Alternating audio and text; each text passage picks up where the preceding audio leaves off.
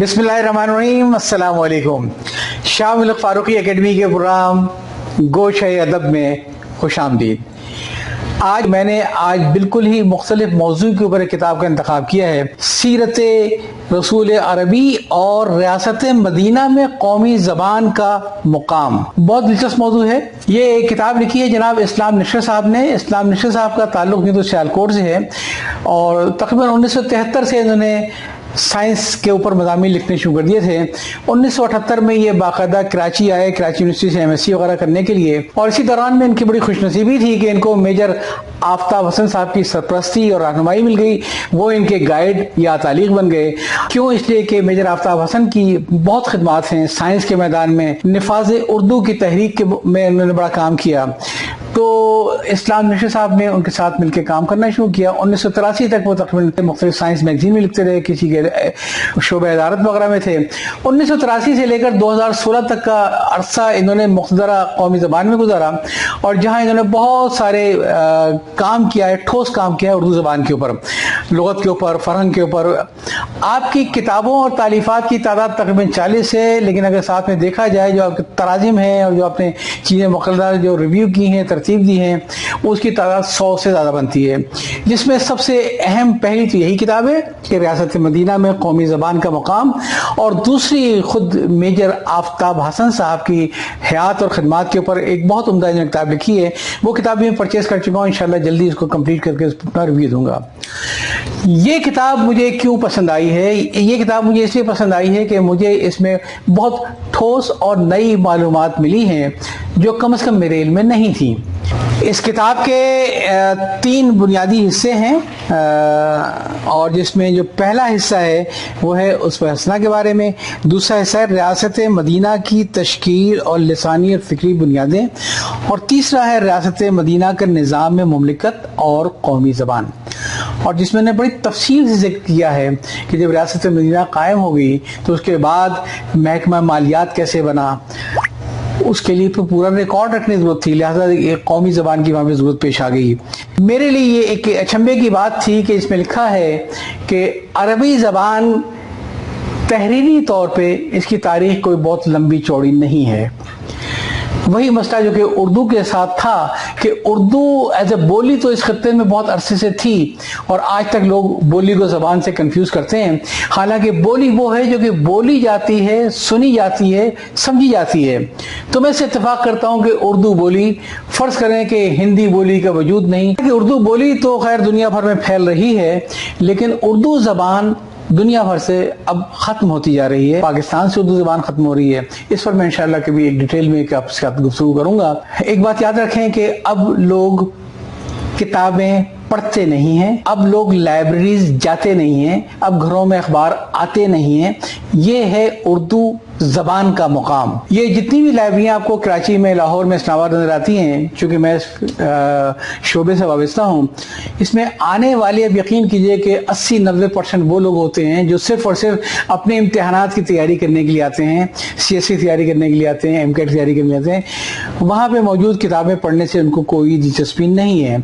और गैलप का ये सर्वे है कि जो लोग पढ़े लिखे हैं उनमें से 75% से ज़्यादा वो लोग हैं जिन्होंने आज तक कोर्स की किताब से ज्यादा कोई किताब आगे पढ़ी नहीं। ये एक बहस लंबी हो जाएगी। मैं आता हूं बराह रास्त इस किताब के ऊपर। इसमें पहला तो एक इंकिशाफ मेरे लिए जो था वो ये था कि जैसे उर्दू ज़बान की तारीख कोई ज़्यादा पुरानी नहीं, वैसे अरबी भी शुरू में सिर्फ एक बोली की तरीके से होती थी, मुख्तलिफ कबीलों की बोलियां थी और जिससे फिर मिलजुल के एक अरबी फसी निकली। लेकिन कैफियत ये थी कि हजूर अकरम की पैदाइश से ज़रा पहले तक अरबी लिखने का रवाज नहीं था। मैं इस्लाम नशर साहब की किताब से एक पैरा पढ़ के सुनाता हूँ आपको। आप लिखते हैं कि एक चीज़ काबिल जिक्र है कि हमारे मौरखीन के मुताबिक अरबी ज़बान तवील अरसे तक सिर्फ बोली जाने वाली ज़बान रही, तहरीरी ज़बान नहीं थी। लिखने का रवाज मक्का मुअज़्ज़मा में हर्फ के ज़माने में हुआ, और बताते ये हैं कि एक वक्त ऐसा भी था इससे पहले कि इराक के इलाके हीरो से एक शख्स ने मक्का आकर हर्फ की बेटी से शादी की। उसने इजहार तशक्कुर के लिए उन्हें ये राज बताया कि ऐसी काम की बातें जिन्हें तुम भूल जाते हो, जिन्हें तुम याद रखने की जरूरत हो, उसे किसी न किसी तरह लिख लिया करो। गोया मक्का में पढ़ने लिखने का रवाज जो है वो अहद नबी से ज़रा सा पहले आया है।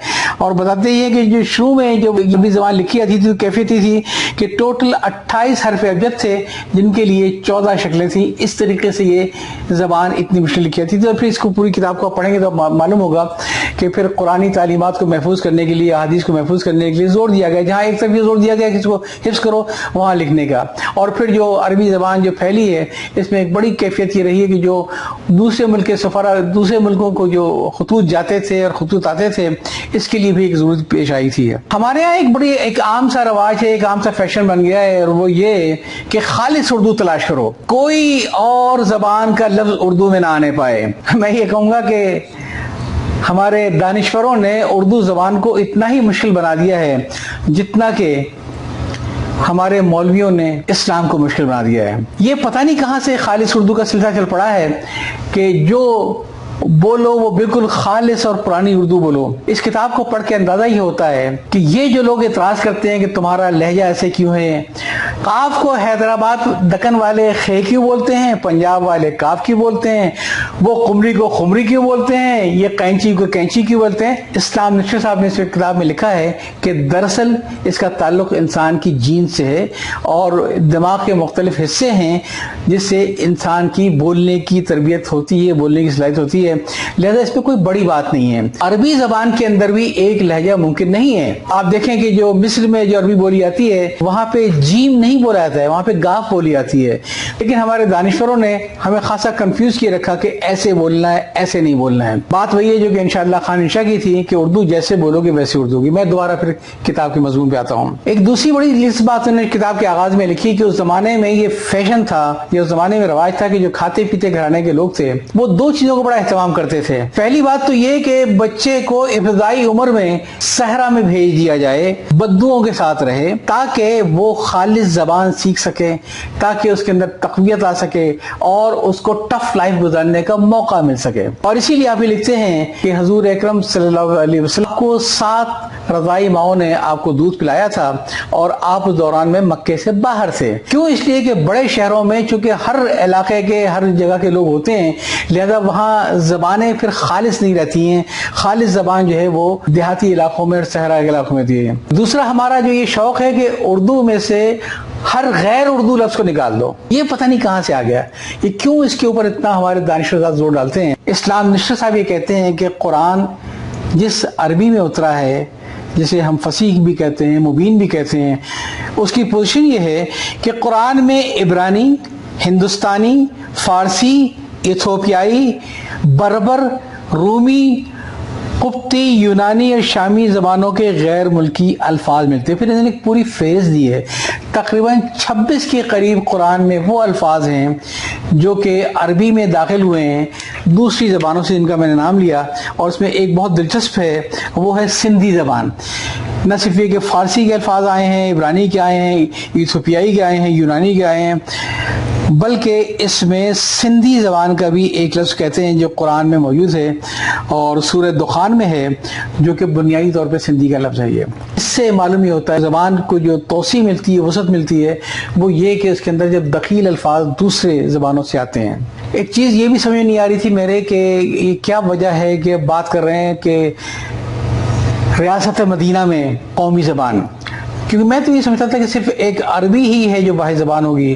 لیکن اس کتاب کو پڑھ کے اندازہ ہوا کہ کتنے وہاں پہ مختلف لہجے تھے، کتنے وہاں پہ مختلف قسم کی زبانیں تھیں جو بولی جاتی تھیں.